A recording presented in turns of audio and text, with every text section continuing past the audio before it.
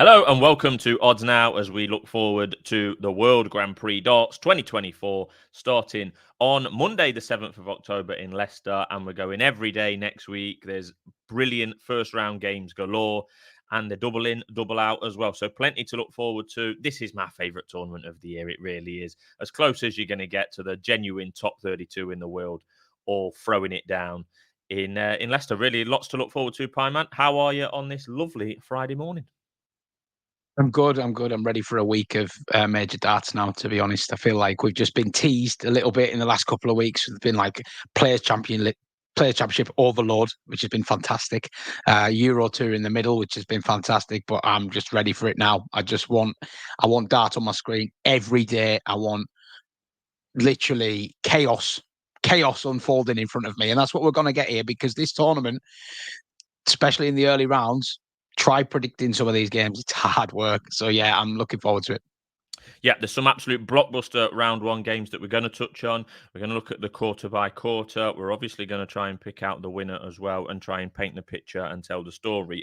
Luke Humphries is the defending champion, and this is the first time he will have defended a major, if you see what I mean. He had a fantastic end to 2023, as we know, and this being his first major that he won and will be the first major that he defends. And he's going in here having won the most recent Players' Championship 26 event in Wigan on Thursday. So he'll be full of confidence. And in that final, he played and beat Stephen Bunting.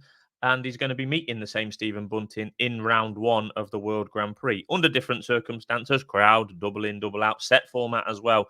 But yeah, a rivalry that is growing. And Bunting, he made three finals last week. There was three Players' Championship events, Tuesday, Wednesday, Thursday, and Stephen Bunting made the final on all 3 days and lost all three as well. So yeah, Luke Humphries does find himself near the top of the market. No surprises that Littler is the favourite at the moment, 7-2, and Humphries there at 9-2. I would actually back Humphries at 9-2 out of the two Lukes, if you like. Yeah, that's where I'm at, to be honest. I don't want to. Nothing I say is of detriment to Luke Littler, but when it comes to Littler or Humphries, it always surprises me that you get the bigger price about Humphries. He just feels more reliable to me, a little less prone to throwing in a stinker, a little less prone to head loss, which is perfectly understandable with Littler still only being 17 years old, and to be honest, he doesn't do it very often. But if there is a tournament where I would just be cautious about Luke Littler, it'd definitely be this one, World Grand Prix. He's never played in a double in, double out tournament in his PDC career. And it is a completely different test because we see Littler, we all know about his power scoring, his 180 and it's almost unrivaled, really. But he does have a tendency sometimes to spend a long time messing around on the outer ring, and he normally gets away with it because he scores so well. But when you've got to hit the outer ring twice as much as you normally do, and when messing around on the outer ring actually means that you're getting no score, then that can very rapidly make games run away from you a little bit and leave you with an uphill task. And we all know he's got the quality to do it. But in this caliber of field, he starts with a game against Rob Cross, which I'm sure we'll come on to. But yeah, so Humphries for me is the much safer, sounder bet of the pair. I mean, he's been there and done it, literally reigning champion. Tricky game for him to start with Stephen Bunting, who showed last week in ample measure that he's banging form to make 3 Pro Tour finals, consecutive finals.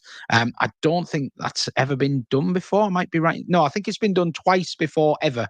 I was reading. I don't know if anyone's ever lost all 3 before. I think so. That'd be a little bit unfortunate there for the Bullet, but he'll take the positives from that week. In terms of that quarter as a whole, I think Luke Humphries has got to be very happy with where he's landed in this draw. If we're being honest, I'm not going to go into it match by match, but Raymond van Barneveld, can he realistically win a major title at this part of his career? I would say probably not. Ricardo Pietrezco is having well-documented problems with injury. Johnny Clayton, probably not the force of old, although he is enjoying a little bit of an upturn in form, it must be said, but probably not enough to give Humphries any nightmares. Richie Edhouse is a very capable performer, but he's another man who's on debut here and may just be feeling the nerves somewhat. Jan van Veen has got bundles of natural talent, but he seems to find a way to get himself beat a little bit too often, doesn't he? As we've seen to our detriment on the Players' Championship circuit. And Ross Smith is a man who I sense is a little bit out of form. If you look at his results over the last 2 or 3 weeks, some disappointing actual results and some disappointing underlying numbers. So if you're Luke Humphries, you've got to be looking at those 8 players and thinking, in a tournament where you don't get easy draws, could have been a lot worse. And I think the 9-2, the only thing I had was I had a few reservations over Humphries' form. And that all went out the window yesterday because he played really well. And he kind of showed everyone that, look, okay, I've got my business face on now. I'm ready to rock. And if I was picking one of the Lukes, it would be Luke Humphries. And I expect him, I think he's a very worthy favourite to come out of that quarter, put it that way. And Bet365 are the first up, predictably, with the quarter betting. They have Luke Humphries 11-10 to win his quarter. I think that's very fair. Yeah, I think his most difficult game in the 3 games it will take him to win the quarter will be Stephen Bunting in the first game itself. So, from a betting perspective, you've certainly, I mean, look, this is going to be a theme of the next 2 or 3 months as we come into what we call major season with Luke Littler basically unranked. He's currently outside the 16. He might be in the 16 by the time we get to the World's draw, but that's a all new complicated issue. But at the moment, he is unranked, which is a nightmare for basically every other player. Rob Cross, the world number 4, has drawn Luke Littler in round 1, unfortunately for Cross. But Humphries is in quarter 1. Littler and others, of course, are in quarter 2. So from a betting perspective, the likes of Matt and myself will surely be directly drawn to the bottom half of the draw when looking for a bet. Oh, yeah, definitely. Littler and Humphries in the top. And what else are you going to do? But avoid it really if you can. I'm never scared of any player in this particular format. It's so easy to get knocked out. You can get knocked out playing well in this in the early rounds because it's first to 2 sets, and that's another quirk of this tournament. Set play players aren't really used to it. It's only here in Ali Pali that we have set play. Then you add in, double out. It does throw up some odd results in it, and you can generally slice 10 or 15 points off the averages that we're used to seeing in other tournaments because that's what double in, double out does to your average. So don't be shocked when you see players averaging 80 something and they feel like they've played well. That's just the way it goes. But yeah, in that second quarter, like you say, Littler is the man to avoid, isn't he? And it's even more unfortunate for Rob Cross here because there's only 8 players seeded, so he had a very good chance. 24 players to pick from in the unseeded ranks, and he draws Littler, so he'd probably be cursing his luck, to be honest. But Cross is in pretty good shape himself. He hasn't done an awful lot on the floor this year, but I do like when I see him on like the likes of the Euro Tour and the World Series. He always seems to be in fairly decent nick and probably an underappreciated player, Rob Cross, in many ways. No one would really bat an eyelid if he knocked Littler out in round 1, to be honest. So that does sort of draw me to this quarter market. Is there a bet in there? I've been quite keen on Josh Rock in the last few weeks, but then he does have a tendency to throw in the odd stinker. So I've kind of gone off him a little bit there. I think if I was having one bet in this quarter, and it may be a little bit fanciful, but Martin Schindler is priced at 9-1 to win this quarter. That's maybe a little bit big. He's just come off the back of winning a Euro Tour. He's won 2 Euro Tours this year, a real breakthrough year for Schindler. He's got one of the better draws in round 1 in Brendan Dolan, who is there just because of his consistency, model professional consistency over the years, and always a dangerous operator, but he's definitely not playing that well, is he, at the moment, Dolan? So Schindler, a strong favourite there for his round 1 match, and he can do damage. He's a dangerous player, and like I say, while the format is short, you wouldn't rule him out against a Cross or a Littler. He's hitting his doubles very well. He's ranking in amongst the top doublers for the last couple of months out of this field. And I don't think there's anything in the bottom 4 players there to fear, is there really? Because Ryan Searle, who he beat in that Euro Tour final, where he's got big question marks over his sort of mindset at the back end of big matches, I think you could say, and his ability to close these matches out. Nathan Aspinall having a well-documented injury issues. Looks like he's returning fairly decent nick, but I would worry about how that's going to hold up or as the tournament goes on. And Ryan Joyce as well. He's a dangerous player, isn't he? But again, if I was picking one, it probably would be Martin Schindler at the price is 9-1. I think that's worth a small tickle. Okay, great. That brings us on to quarter 3, where there is basically nowhere else to start other than just say the words Michael Smith versus Gary Anderson. What a clash. What a clash. What a quarter, to be fair. I've got a lot of time for this quarter. I think you could make cases for almost every player being of interest. The one I would leave out of that conversation is probably Danny Noppert. I think he's very exposed, and not in a bad way, in a we know what Danny Noppert is. We know who he's kind of going to beat, and we know who he's probably going to come up short against. I think all the rest of them have a kind of wild cardy feel to them. Michael Smith is typified that throughout his entire career, hasn't he? When he fancies it, he can win majors, but he also is prone to real stinking performances. Very hard to hang your hat on. Gary Anderson has been the best player on the floor this year, plain and simple. The numbers back that up, but can he transfer that form to the big stage? I'm not sure we've seen any real hard evidence that he can just yet. We may see it this week. If Gary Anderson turned up and played like he's played on the floor this week, he would be into single figures for the World Championship by the end of the week, genuinely. So that is how well he's been playing. But he's got questions to answer as to whether he can still do that on the biggest level. That game below there as well, Mike DeDecker versus Damon Heta. Damon Heta is the best doubler this year out of this entire 32-man field. He's absolutely flying on the double 16 segment. And Mike DeDecker has had some very encouraging results in recent times, and he's a 3-figure price for this tournament. Is he going to go all the way? Probably not, but could you make a case for him going deep? Well, he's an 18-1 outsider for this quarter. I think he's a dangerous player, DeDecker. You wouldn't want to be taking him on too lightly, I don't think, especially Damon Heta, somebody who has struggled perhaps to live up to expectations in the majors. It's a banana skin of a first-round draw for him, I would say there. Gerwen Price, as I say, I expect him to come through against Danny Noppert. Price, if he's going to win a major, it is probably going to be something like this with a smaller crowd, a less intimidating atmosphere. We all know he likes his double top. He skipped all the Players' Championship last week, so we haven't really got a read of his form. He seems to talk a good game, but we've seen that before, haven't we? So who really knows what we're going to get from Gerwen Price? And then that last game is, again, two enigmas of the sport, Peter Wright and James Wade. That could easily have been mistaken for like a World Championship semi-final of years gone by as well. Wright looked absolutely washed and finished at the game for the bulk of this year. And then the last 2 months has found something again suddenly, a collapse in the World Championship market from 100s into about 33s in the space of 2 days when he finally remembered how to throw a dart. And James Wade, for me, one of the most on-form players in the PDC right now. I always say when James Wade starts scoring, you're in trouble. And James Wade is scoring at the moment. And you only have to take a look at James Wade's social media posts, and you can see a difference in the mindset of James Wade at the moment. He's really, really positive about where his game's at. He seems to have rediscovered that self-belief that he can go deep in a major tournament again. He was brilliant on the Euro Tour recently, and I'm really excited to see how James Wade goes this week. So yeah, a very open quarter.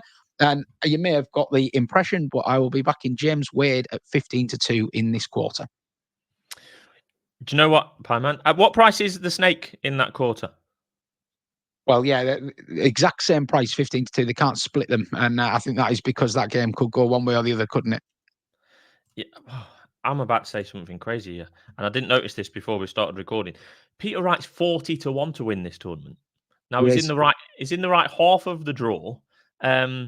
And like you say, he was abject for basically 7-8 months this year. And then most recently on the TV, was that on the Euro Tour, was it? Or was it the World Series? But Euro Tour, he was back to his majestic best, quite emotional on stage, saying that he's going to, do it again towards the back end of the year when the majors start coming thick and fast. He could be playing in the Seniors Tour if he wanted to. He showed absolutely no signs of going to do that semi-retirement. So, I mean, I know I've criticised Peter Wright a lot on previous odds now related channels, but yeah, I think he can get past Wade.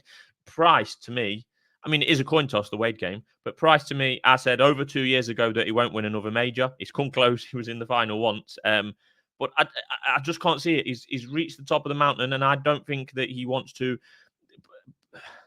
run through brick walls to get back to the top of the mountain like he did the first time round. And the crowd obviously is a big issue as well, and will continue to be so, much of it to his own making. But yeah, Snake 40-1, big price. Okay, well, let me just, I wasn't going to do this just yet, but I might as well, seeing as you've mentioned it. So you would agree that the Peter Wright 40-1 price has jumped out for you. So I would make the case here that James Wade, who I consider to have a similar chance of going deep in this tournament to Peter Wright because of the form he's in, there is actually some massive prices still floating about James Wade. I think 365 have got him at 40-1. I think I'm right in saying there is an 80-1 floating around at Ladbrokes and Coral about James Wade. which if you had some kind of, I don't know, a boost facility, for example, you could perhaps take James Wade up to 100 to 1 shot for the World Grand Prix, which is a simple each way bet. James Wade 50 to 1 to win 4 games in this format.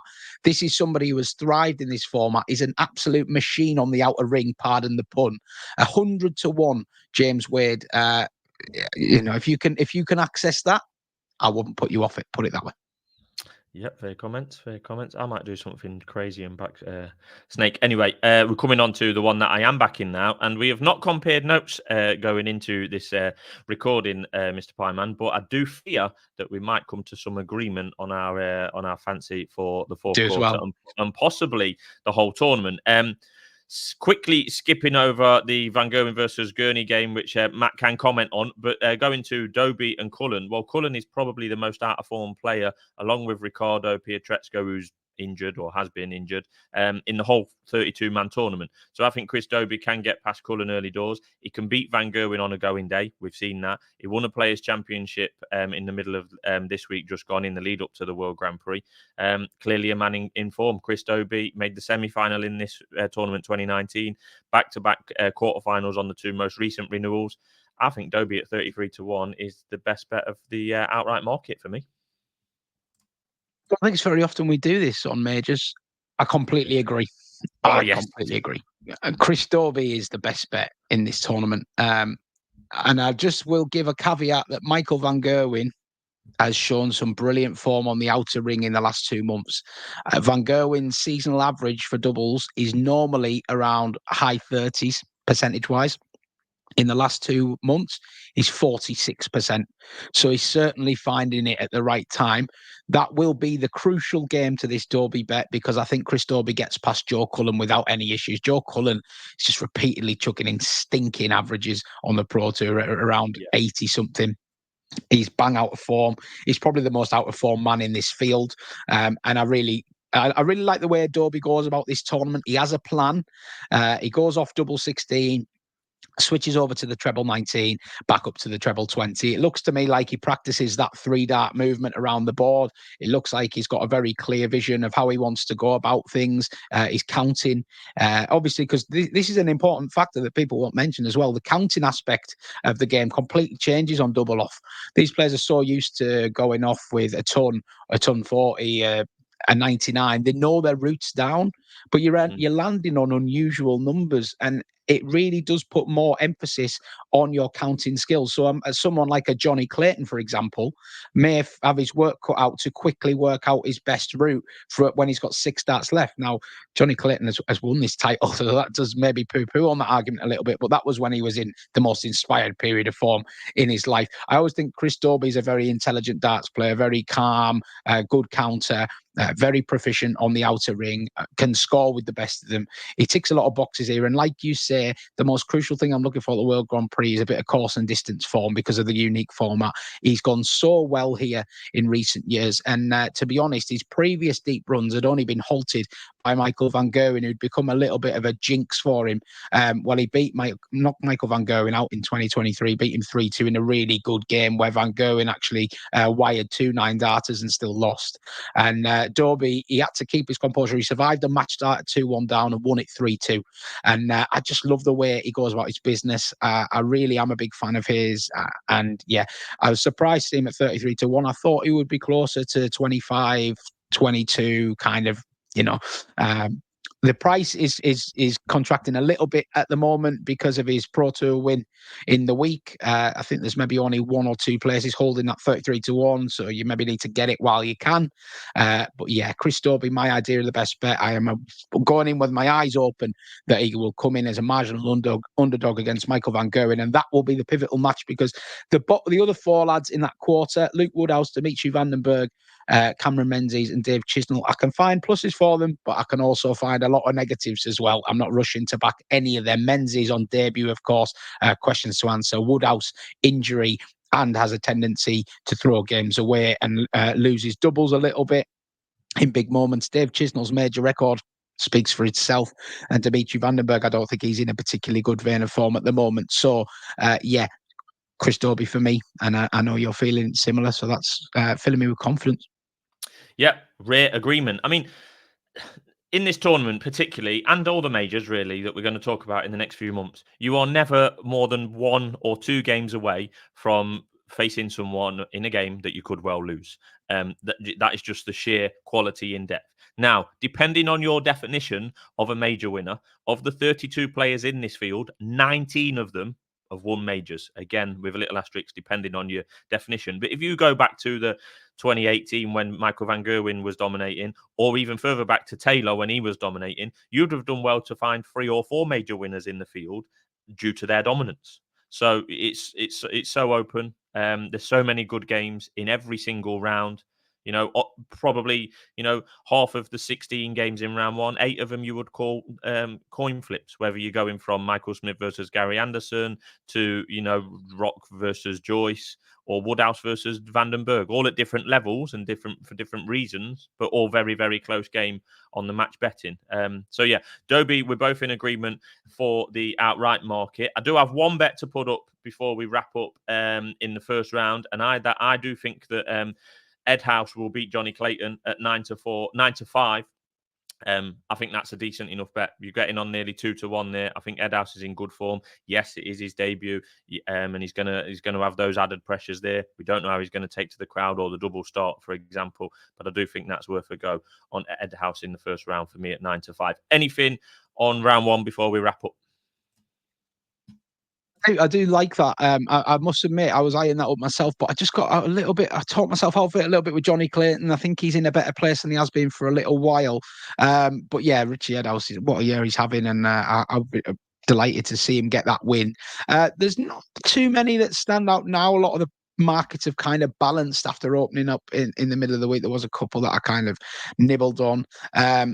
Yeah, as I say, I expecting Martin Schindler to do a job on Brendan Dolan. He's 4-7, but you can back the 2-0 at around even money. Sometimes that's the way to play it. If you really do fancy someone to just do a job, the 2-0 correct scoreline normally sort of doubles your price. Somewhat. So yeah, that would be one for me. Martin Schindler 2-0 against Brendan Dolan. I think Jan van Veen as well, 5-4 to beat an out of form Ross Smith is probably a bet as well. As I say, concerns about Smudge's form. If he was in form, he'd be somebody that I'd be considering, if you know what I mean, for these kind of matches, but for these kind of tournaments.